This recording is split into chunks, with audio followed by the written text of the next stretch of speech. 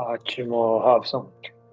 Queria até pegar essa sua fala e puxar um pouco o que o Nika comentou sobre dados, para a gente entrar num ramo que eu gosto bastante, que é essa captura e análise de dados, né? Para fazer isso que você comentou, né? Pro FMO, o CFMO ficar cada vez mais ativo na vida ali da empresa e da comunidade, com todos os desafios que vocês têm e vou chamar assim, de dificuldade que tem que tratar com móveis, né, com estruturas não humanas, muitas vezes ali no dia a dia, é importantíssimo que vocês coletem dados de como tudo está acontecendo, né? De como os espaços estão sendo usados, de quantas pessoas estão usando aquele espaço, de que maneira eles usam, que horário eles usam, que temperatura eles usam, quanto é gerado de descarte, o quanto poderia ser evitado, e assim vai, né? A gente percebe que o futuro disso, o futuro dessa gestão vai se basear em dados, não só em coleta, mas obviamente em como analisar bem esses dados para poder tomar a decisão correta, poder olhar à frente e avançar da melhor forma para os colaboradores e, obviamente, para a empresa. Como é que vocês estão vendo isso no dia a dia, Nika e Robson? Robson, fala primeiro, eu gostaria de escutar a sua versão, a sua experiência nisso daí. Legal. O que eu tenho notado, Cristiano e demais, as empresas estão trabalhando muito fortemente com todo o ecossistema, a redução de copos plásticos, a redução de fazer o carbono zero, enfim, mas é um trabalho árduo, né, para todos, não só para o chefe de facilities. Então a tecnologia embargada nisso, ela vem com uma eficiência muito, muito legal para o nosso dia a dia. Né? Então, o que eu estou enxergando hoje? Existe um trabalho árduo, todo mundo sabe que o SG ele veio para ficar, são controles muito específicos para a área, né? Então eu acredito que precisamos ser um pouco mais assertivos nas estratégias. Né? Então, assim, de toda a tecnologia que eu tenho observado, de trazer os controles de resíduos, redução de energia, o controle eficiente do prédio, né, do edifício em si, o que a gente precisa? A gente ainda precisa do material humano.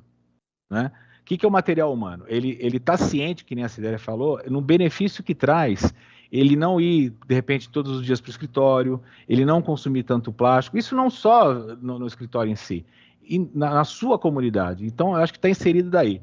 Existe a mudança de cultura, né? Que é um paradigma muito grande, né? Que existia muito consumo desnecessário de papel. Hoje em dia você não vê tantas impressoras espalhadas aí pelos escritórios corporativos. Existe assim uma tentativa. Você vai imprimir, você precisa imprimir. Então tem toda uma negociação muito legal, uma importância no meio de FM sendo trabalhada nisso. Tá? Eu enxergo bastante promissor esse mercado de SG. Eu acredito que a gente está no caminho certo. Vai ser a passos largos, claro, é uma situação onde está todo mundo pensando realmente em como fazer, não veio uma matéria pronta para todos fazer, eu acho que é bem legal. Do meu lado, eu acho que uma coisa que a Zera falou, que logicamente já está liderando aqui a parte do ESG aqui para a New Wave, então tem um respeito muito grande porque ela fala, pelas coisas que ela vê. O lance de trazer esses dados para a conscientização de cada ser humano a nível individual, acho que é ali que começa, né? Não é que é um dado que tem e o ser humano vai falar, não sei o que significa, não. Significa porque eu estou impactando isso. Então, nessas conversas, logicamente, nós temos essas conversas diariamente, semanalmente com ela, aqui com o grupo na New Wave. E outro dia me impactou, porque eu não vejo, eu não penso, sou uma das pessoas que não estou pensando tanto, né? Você vai pegar o carro, vai cortar o cabelo num dia, daí você pega o carro no outro dia, vai lá do lado onde você ia cortar o cabelo para pegar a lavanderia lá, o dry cleaning, daí no outro dia você vai pegar o carro de novo, ou seja, porque eu não combinei essa uma visita nas duas coisas que eu podia ter andado do espaço A ao B ou C. Normalmente eu não estava pensando nisso, ela me falou um negócio, eu falei, meu, aí não fui, ou seja, o resumo é que eu não fiz a lavanderia, não cortei o cabelo, não fiz nada, estou economizando tudo, mas na verdade eu tendo essa consciência e os dados que nós ajudamos a coletar, os dados que os sensores de IoT coletam, os dados que seres humanos coletam, ou como o prédio funciona e tudo mais, eu acho que é um trabalho que o pessoal de Facilities poderia fazer, ou já deve estar fazendo em muitos lugares, de trazer esses dados de uma forma que impacte, que me informe, eu comunique, a Sidera como Sidério, o Cris e o Robson, como pessoas, como indivíduos, nos impactem para que nós troquemos como fazemos alguma coisa. Então, eu acho que tem um módulo aí que a gente está bolando no momento e eu acho que vai trazer muito essa... Não vai ser mais apenas o falado, né? Vai ser demonstrado a dados individualizados qual que é o seu impacto no ESG, né? Qual que é o seu impacto em tudo que você faz. Imagina que você tendo esses tipos de dados, vai sair muita coisa interessante, né? Eu estava procurando por algumas quotations aí de pessoas, né? E o Satya, né? Da Microsoft, Satya Nadella, falou mais ou menos assim, né? Imagina um futuro do trabalho na qual o dado que é capturado por sensores e tudo mais é humanizado pelas pessoas. Então, eu escuto muito falando, vocês de Facilities, pessoal de RH, Facilities, falando a humanização do espaço de trabalho. Então, acho que talvez seja o momento de falar da humanização dos dados. O dado de um sensor de IoT por si só é um dado, mas a hora que esse dado é humanizado e faz um sentido para mim, como pessoa, que estou indo ali, aqui na Inglaterra, nos Estados Unidos, os prédios são gigantes, né, nas grandes metrópoles aí. Você vê um prédio que tem 10 mil, 15 mil pessoas no prédio, todo dia entrando e saindo.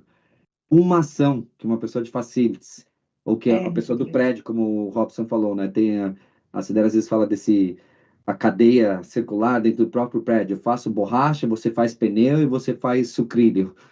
E você encontrar a cadeia entre o 2 e o 3 e realimentar isso, você está impactando 15 mil, 20 mil pessoas em uma ação que você tomou.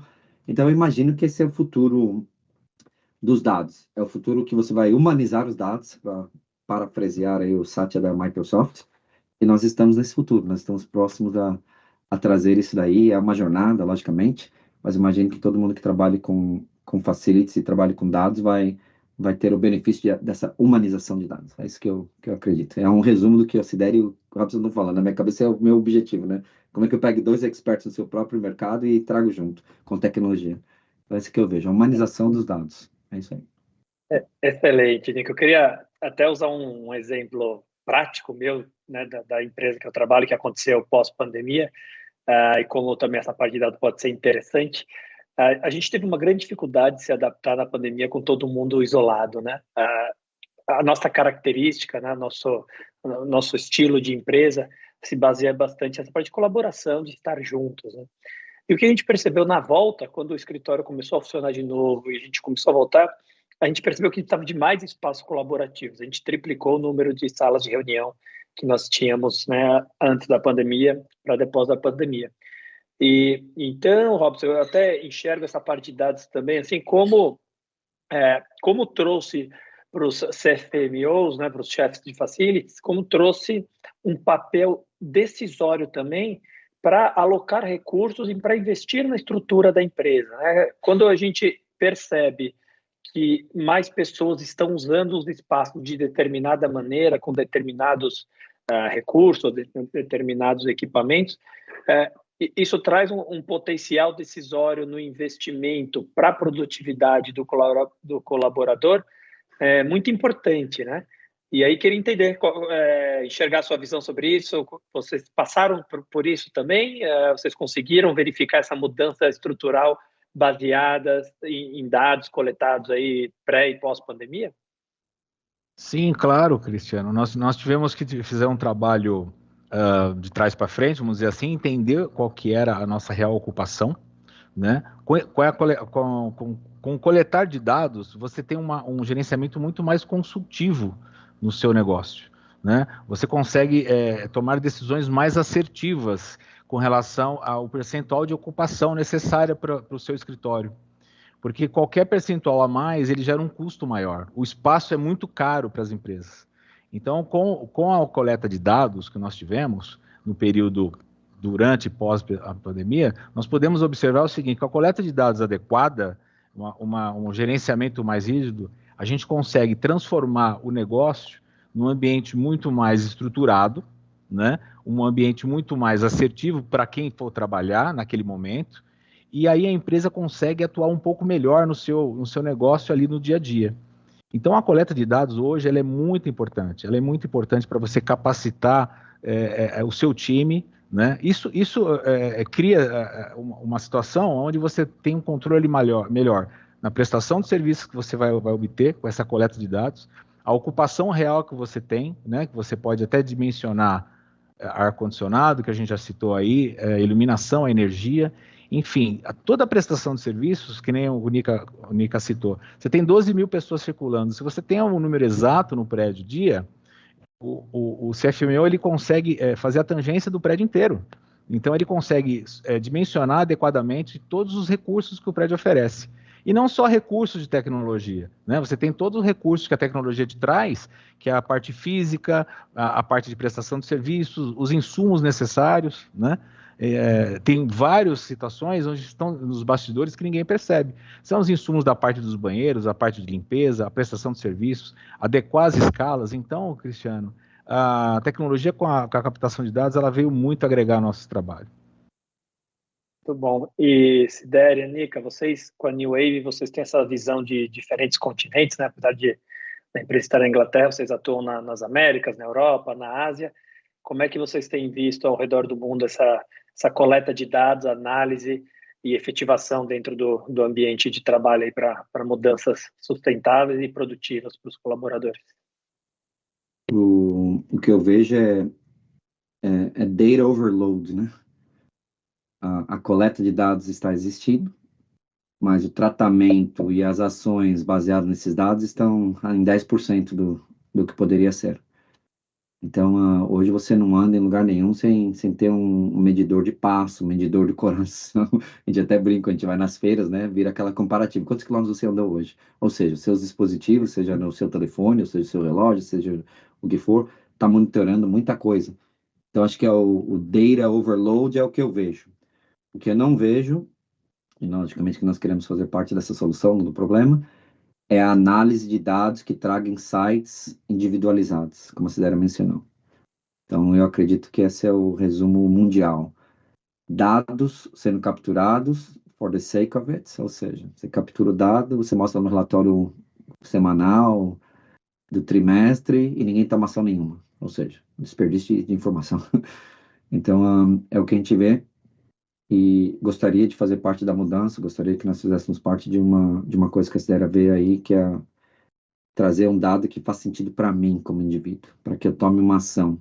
Ou seja, não é apenas saber quantos passos eu tive, mas saber se eu tivesse... Porque eu andei muito na feira, agora eu estou, na verdade, maltratando o meu corpo. Não estou, na verdade, fazendo exercício, né? Estou maltratando o meu joelho, porque eu tenho um problema no joelho de esporte e estava, na verdade, me maltratando. Então, deveria ter andado menos. Então, o dado, às vezes, pode levar você a pensar uma coisa errônea, né?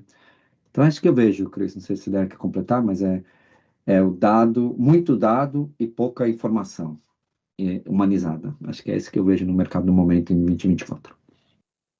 Eu acho que, sim, eu acho que um dos grandes desafios e oportunidades ao mesmo tempo aí, desse profissional da área de CFO, assim, é a arte de fazer muito com pouco.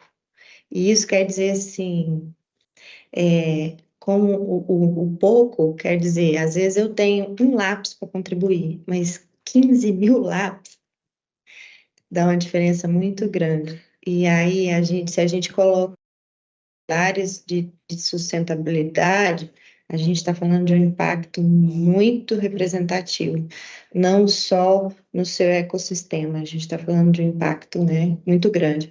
Então, para mim, o desafio principal é trazer para a prática, né, o que de fato cada um pode fazer. E às vezes eu falo, nem vou fazer isso aqui, não, jogar esse papelzinho ali, não, se 15 mil jogar o papelzinho ali do lado, certo? Nós estamos falando de um impacto muito grande. Então, falar de sustentabilidade, ter dados, isso é um papo antigo, né? Isso aí é um pitch que sempre existiu. Agora, transformar isso numa ação efetiva e de fato seja tangível, fácil, factível e fácil execução, e às vezes a pessoa não tem ideia do impacto.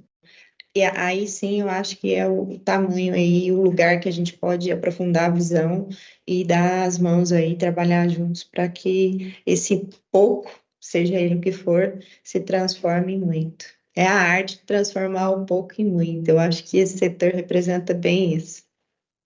Muito bom. Eu costumo brincar, Sidério, que eu falo que o que a gente tem hoje no mundo de maior tecnologia são os nossos carros. Se você pensar bem, quando você entra dentro do carro, ele regula a temperatura do jeito que você quer, diminui ali o ar-condicionado quando começa a chegar, ficar quente, ou desliga ele quando já está na temperatura, ele liga a luz sozinho quando fica escuro, ele liga o para-brisa para limpar o vidro quando chove, faz um monte de coisa sozinho. Se a gente coloca isso dentro dos nossos escritórios, muitas vezes a gente vai falar, poxa, mas meu escritório não tem metade da tecnologia que meu carro tem, né? De controle, de iluminação que poderia economizar, de ar-condicionado, obviamente, que podia gerar economias, né?